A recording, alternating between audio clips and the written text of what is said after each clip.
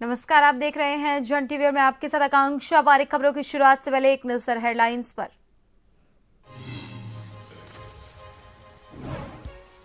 निकाय चुनाव से पहले राजनीतिक दलों को राहत। निर्वाचन आयोग ने प्रचार प्रसार में खर्च की सीमा बढ़ाई। सियासी दलों ने किया फैसले का स्वागत।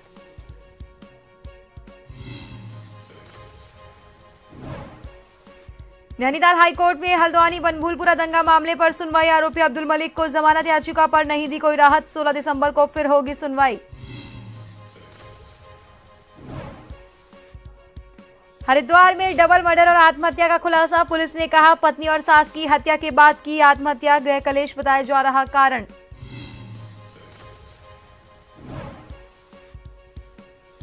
ड्रग फ्री देवभूमि को लेकर प्रशासन सख्त। लक्सर पुलिस ने पकड़े 2 स्मैक तस्कर। 13.91 ग्राम स्मैक बरामद।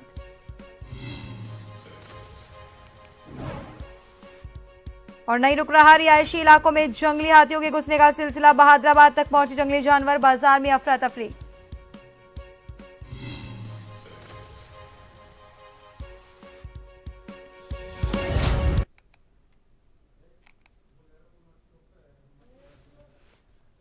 और अब खबरें विस्तार से। उत्तराखंड में निकाय चुनाव को लेकर जहां सियासी दलों ने तैयारियां शुरू कर दी है, तो वहीं अब निर्वाचन आयोग के द्वारा निकाय चुनाव में उम्मीदवारों के द्वारा प्रचार प्रसार में खर्च होने वाले खर्च को बढ़ाने का काम किया गया, जिस पर सभी सियासी दल बढ़ती महंगाई को लेकर निर्वाचन आयोग के फैसले को बेहतर बता रहे हैं। देखिए ये रिपोर्ट। में निकाय चुनाव को लेकर सभी राजनीतिक दलों ने तैयारियां शुरू कर दी हैं। वहीं बता दें कि दिसंबर या जनवरी के महीने में निकाय चुनाव संपन्न होने की संभावना बताई जा रही है। निकाय चुनाव में उम्मीदवारों को राहत देते हुए निर्वाचन आयोग ने प्रचार प्रसार में होने वाले खर्च को बढ़ाया, जिसकी प्रमुख वजह महंगाई को बताया गया है। किस पद के लिए कितना खर्चा बढ़ाया गया है, सचिव राज्य निर्वाचन आयोग राहुल गोयल विस्तार से बता रहे हैं।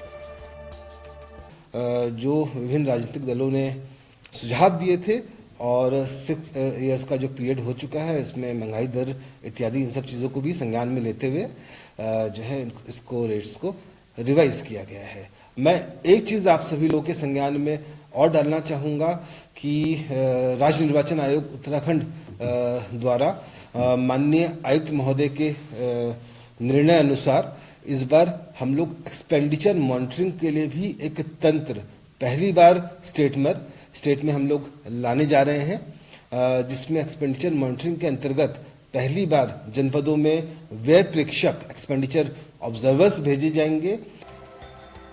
तमाम मुद्दों पर भले ही सियासी दल प्रदेश में एक राय न रखते हों, लेकिन जब महंगाई के बहाने को बनाकर निकाय चुनाव में उम्मीदवारों के प्रचार प्रसार के खर्च की राशि को बढ़ाया गया है, तो इस पर राज्य के मुख्य राजनीतिक दल खुश नजर आ रही हैं और आयु की फैसले की सराहना कर रहे हैं।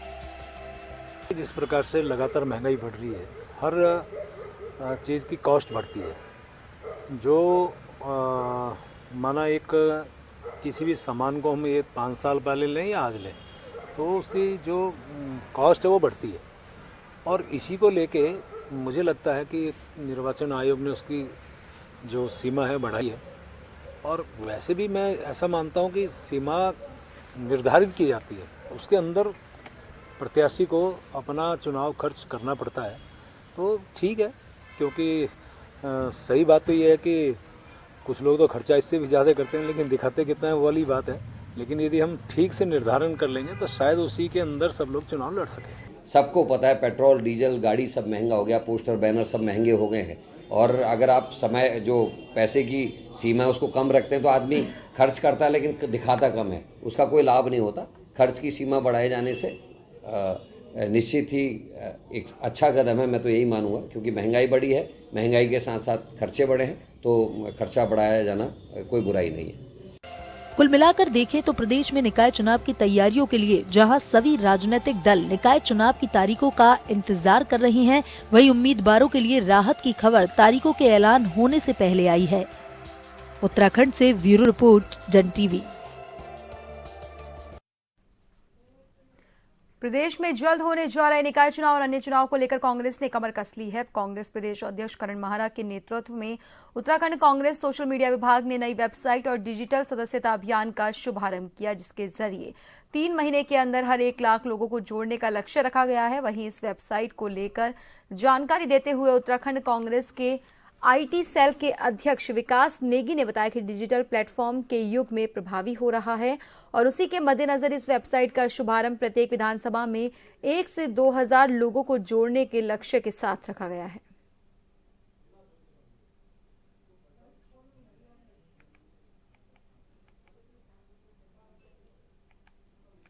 जो उत्तराखंड कांग्रेस की वेबसाइट है, इसका शुभारंभ माननीय प्रदेश अध्यक्ष करण माहरा जी द्वारा किया गया है और इसका जो लक्ष्य है, अभी हमने 1 लाख मेंबर्स प्रत्येक विधानसभा में 1 से 2,000 मेंबर्स का लक्ष्य रखा है, जो कहीं ना कहीं आज हम डिजिटल आज देख रहे हैं। आने वाले समय में डिजिटल प्रभावी होता जा रहा है समाज के अंदर अपनी बात पहुंचाने के लिए, तो उसी डिजिटल के प्लेटफॉर्म्स को हमने मजबूत करने के लिए अपने कांग्रेस जन या नया व्यक्ति जो भी कांग्रेस की विचारधारा के साथ जुड़ना चाहता है, कांग्रेस के विचारों को देखना चाहता है, सुनना चाहता है, उसी के लिए हमने वेबसाइट का आज विमोचन किया है। और इसके अंदर सारे जो भी हमारे कार्यक्रम होंगे, जो भी हमारे नेताओं के विचार होंगे, जो भी हमारे चाहे राहुल जी द्वारा चाहे प्रदेश द्वारा जो भी कार्यक्रम होंगे, इसके अंदर सूचना भी मिलती रहेगी और इसके अंदर आपको एक प्लेटफॉर्म के नीचे विभिन्न जो हमारे चाहे इकाइयाँ हैं उनकी सब की जानकारी भी मिलती रहेगी। और इसमें इसके माध्यम से कोशिश हमारी ये है कि प्रत्येक ग्राम में जो भी चुनाव है, नगर पालिका है, पंचायत है, ताकि कांग्रेस के साथ और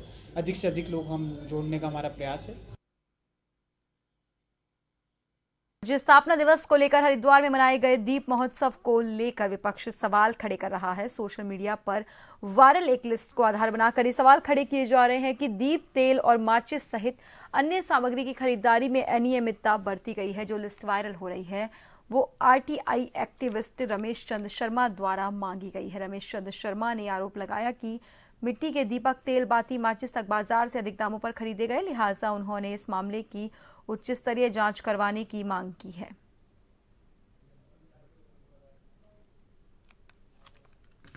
जो हरिद्वार में उत्तराखंड स्थापना महोत्सव मनाया गया, इसमें जो आज मुझे आरटीआई में इन्होंने बताया, नगर निगम ने जो दीपोत्सव का खर्चा 70,000 36,000 का इन्होंने बताया, ये एक भ्रष्टाचार को इंगित करता है। हम जीवनचर्या में पूजा करते हैं, पाठ करते हैं, दीपक, बत्तियाँ, तिल का तेल ये यूज़ करते हैं। मेरे ख्याल हर कोई यूज़ करता होगा। मुझे जो जानकारी दी आरटीआई में, दीपक जो इन्होंने दिखाया है 6 रुपये का, आप ललता रोड पर जाइए, वहाँ 2 रुपये से दीपक। मिट्टी का तेल, तिल का तेल 250 रुपये बता रहे हैं, जो कि बाज़ार में 140, 150, 160 रुपये लीटर है। बत्ती 2.5 रुपये की बता रहे हैं। 50 रुपये का बत्ती का पैकेट आता है, जिसमें 200-250 बत्तियाँ होती हैं। ये दिनचर्या की चीज़ है।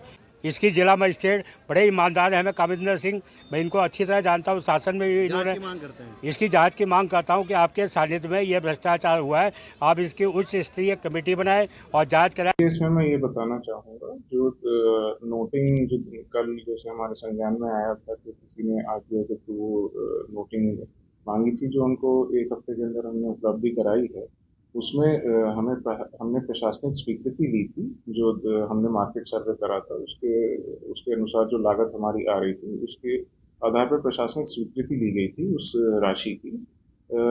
जो 11 तारीख को दीप उत्सव का जो कार्यक्रम हुआ है, वो बहुत ही बड़ा और भव्य कार्यक्रम था। तो हमारी मंशा ये थी कि हम उसमें किसी तरह की कोई मटेरियल की कमी ना हो और time extend with in time सारी चीज़ें हो जाए, इसलिए हमने उसमें एडमिनिस्ट्रेटिव अप्रूवल जो ली थी, उस धनराशि की ली थी। हाउएवर इसमें अभी तक कोई पेमेंट हमारी तरफ से नहीं हुआ है। जो पेमेंट होगा वो एक्चुअल यूजेज पे होगा। हरिद्वार में मुख्य विकास अधिकारी आकांक्षा कोंडे ने साइड एमिनिटीज परियोजना को शीघ्रता से लागू करने के निर्देश दिए और कहा कि इस परियोजना की शुरुआत से पहले भूमि ट्रांसफर प्रक्रिया को प्राथमिकता के साथ पूरा किया जाए। जिला मुख्यालय स्थित विकास भवन सभागार में हुई समीक्षा बैठक में सीडीओ ने बताया कि इस परियोजना के तहत स्वयं सहायता समूह द्वारा तैयार किए गए उत्पादों के कैफे खोले जाएंगे। इसके लिए अनुमानित लागत 1 करोड़ रुपए तय की गई है। उन्होंने संबंधित विभागों को निर्देशित किया कि वो आपसी समन्वय स्थापित करते हुए सभी आवश्यक कार्रवाई तेज गति से पूरी करें।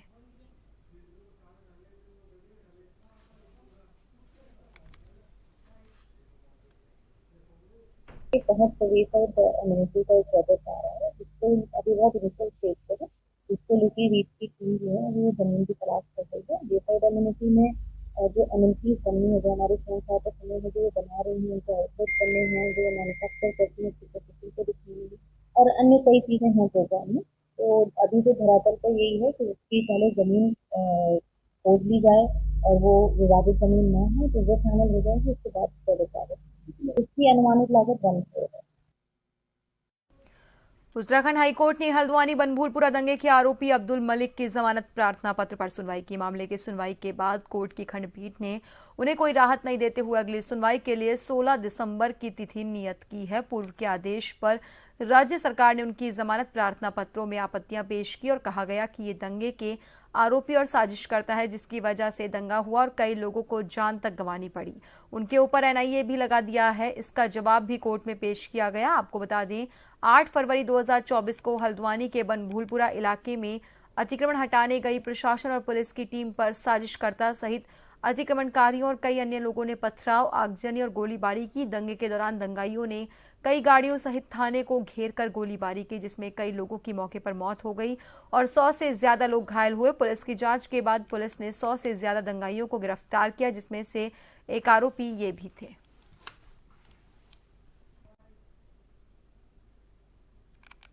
की 3 मुकदमों में जमानत अर्जी लगाई हुई थी, जिसमें कोर्ट ने सरकार को पहले जवाब देने का समय दिया था। उसमें एक बेल में तो उनका जवाब आ गया था सरकार का, 2 में नहीं आया था। तो उसी में सरकार ने ये टाइम लिया कि हम 1 दिन के अंदर अंदर 2 अन्य जमानत याचिकाओं में जवाब दाखिल कर देंगे और उसी पर सुनवाई के लिए अब 16 तारीख कोर्ट ने फिक्स करी है। उसमें हमारा सबमिशन यही था कि इनकी कोई उसमें भूमिका नहीं है, ना ही वो मौके पर प्रेजेंट थे और इनको बिल्कुल झूठा फंसाया गया है। तो कोर्ट ने उसमें यही कहा कि इनका जवाब एक बार रिकॉर्ड पे आ जाने दें और फिर हम 16 तारीख को इस पर सुनवाई करेंगे। और खबरों में रुकेंगे एक छोटे से ब्रेक के लिए।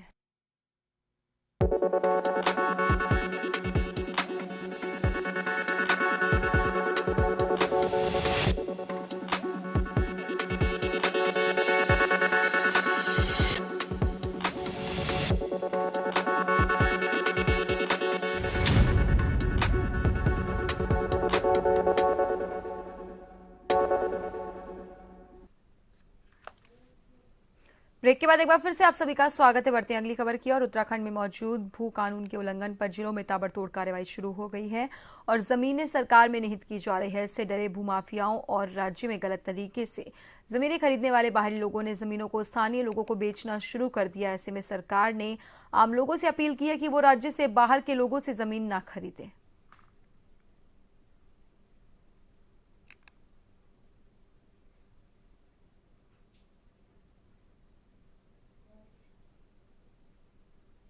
देखिए, ये जो हमारी जीरो टॉलरेंस की सरकार चल रही है और इस पे लगातार एक बड़े कानून बनाए जा रहे हैं और उत्तराखंड के हित में रहने वाले सभी कानून यहाँ उत्तराखंड में हमारे मुख्यमंत्री जी ने लाए हैं और लागू किए हैं। उसी क्रम में ये जो अभी जमीन वाला मैटर है, इसमें उन्होंने साफ तौर पे कहा है कि 250 वर्ग मीटर से ज्यादा की जमीन कोई भी किसी को न तो खरीद सकता है न बेच सकता है बाहरी से आए लोगों को। तो ये हमारे उत्तराखंड के हित के लिए जाने वाला फैसला है और इतने कड़े फैसले लेने वाले मुख्यमंत्री श्री पुष्कर सिंह धामी जी के नाम एक और ये फैसला दर्ज हुआ है, जो कि उत्तराखंड के हित का फैसला है और उत्तराखंड के हित के लिए जो कार्य आगे करे जा सकते हैं उसके लिए हमारे यशस्वी मुख्यमंत्री श्री पुष्कर सिंह धामी जी निरंतर प्रयासरत। गठन के बाद से जिस तरह से जमीनों के रेट लगातार बढ़ते गए और अन्य प्रदेशों से आने वाले लोग यहाँ अपने आशियाने बनाने के लिए जमीनें तलाशने में लगे रहे, अब आलम यह है कि जमीनों के रेट में अधिक वृद्धि होने के चलते बाग बगीचों को काटकर प्रदेश में बड़े स्तर पर जमीन की खरीद फरोख्त चल रही है। लगातार हर रोज हरे भरे बाग बगीचों को काटा जा रहा है। मामला रानी पोखरी के नागो घेर का है, जहां एक बार फिर आम के हरे पेड़ों को काटा गया। हालांकि बताया गया है कि उद्यान विभाग से परमिशन लेने के बाद 10 आम के हरे पेड़ों को काटा गया है।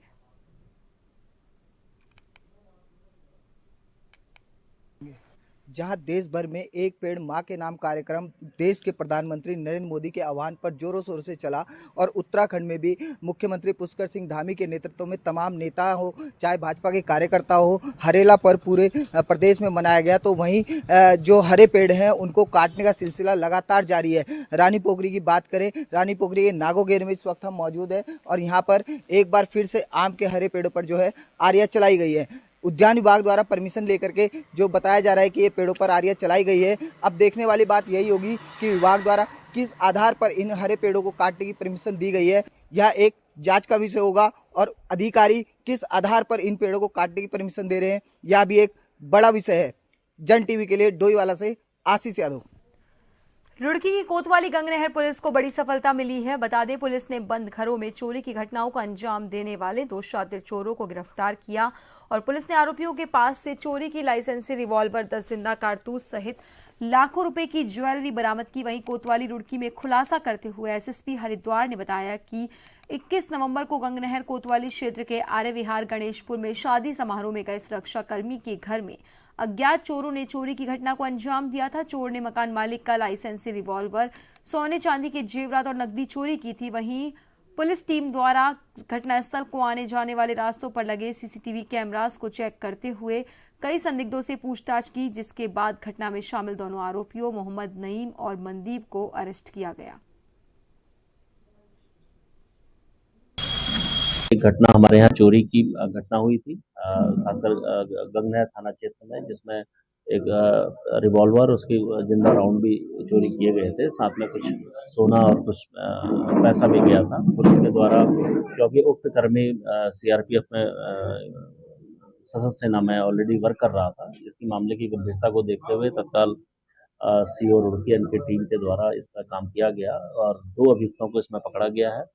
जो चोरी किया गया असलाहा है वो भी पुलिस के द्वारा बरामद किया गया। बाकी बरामदगी इसमें की गई है। इसमें इसी के साथ साथ कलियर की एक जो चोरी है उसका भी खुलासा किया गया है।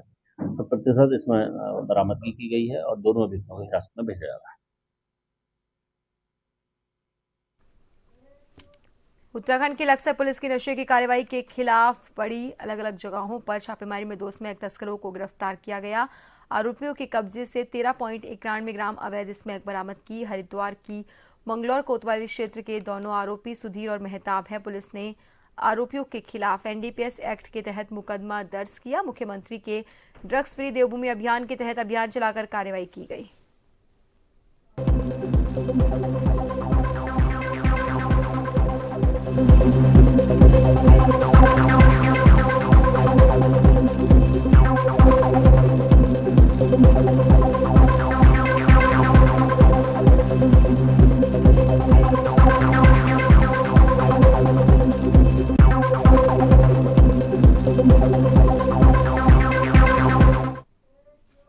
खबर पर ज्यादा जानकारी के लिए हमारे साथ हमारे सहयोगी फिरोज अहमद फोनलाइन पर जुड़े हुए हैं। फिरोज, पुलिस ने बड़ी कार्रवाई को अंजाम देते हुए 2 स्मैक तस्कर को गिरफ्तार किया है, क्या है ज्यादा जानकारी?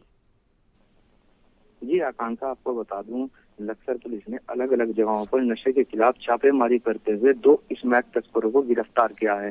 दोनों स्मैक तस्करों के कब्जे से अलग अलग भारी मात्रा में 13.91 ग्राम अवैध स्मैक सहित एक इलेक्ट्रॉनिक तराजू भी बरामद किया है। बता दें, जनपद हरिद्वार में एसएसपी के निर्देश पर जिले भर में नशे के खिलाफ अभियान चलाया जा रहा है। उसी क्रम में लक्सर पुलिस ने देर शाम नशे के खिलाफ कार्रवाई करते हुए 2 स्मैक तस्करों को गिरफ्तार किया है। गिरफ्तार स्मैक तस्कर मंगलौर कोतवाली क्षेत्र के एक गांव के निवासी बताए जा रहे हैं। जी बहुत बहुत धन्यवाद फिरोज तमाम जानकारी के लिए और हमसे जुड़ने के लिए। तो आपको बता दें कि लक्सर पुलिस ने 2 स्मैक तस्कर्स को गिरफ्तार किया।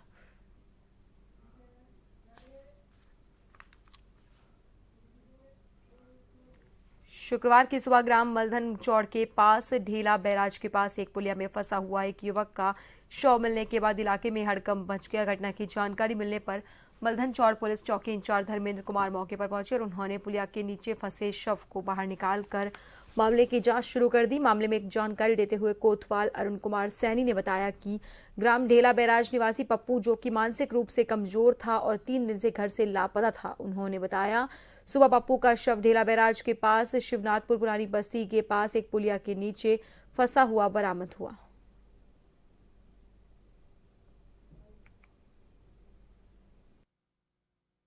ढेला नदी में आज एक सूचना के आधार पर एक शव मिला है, जो ढेला मालधन का ही रहने वाला व्यक्ति है, जो कि दिमागी हालत कुछ ठीक नहीं थी, 2-3 दिन से घर से लापता था और शव को हमने कब्जे में ले लिया है। जाहिर तौर पे कोई चोट उसमें अभी नहीं है।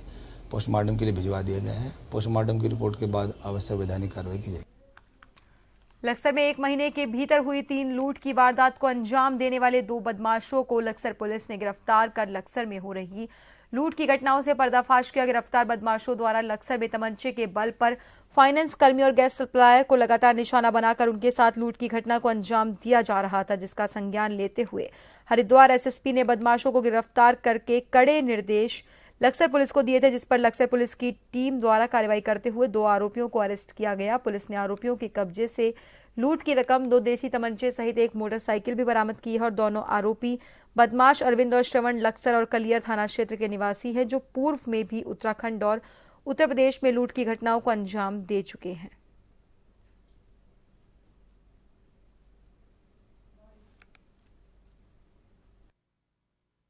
पिछले 1 माह में लगातार 3 लूट की घटनाएं हुई थी और इन तीनों ही लूट की जो एक ही तरीके से ये लूट की गई थी और खासकर जो ब्याज का काम करते हैं या जो गैस एजेंसी से पैसे कलेक्शन का काम करते हैं, उन लोगों के साथ ये लूट लगातार की जा रही थी। तो पुलिस को ने इन तीनों ही मामलों को बहुत ही गंभीरता से लेते हुए और आगे ऐसी घटना ना हो, तो इसमें डिकॉय भी पुलिस के द्वारा लगाए गए थे और पुलिस ने जो अभियुक्त थे उनका हुलिया पुलिस को कुछ मालूम था।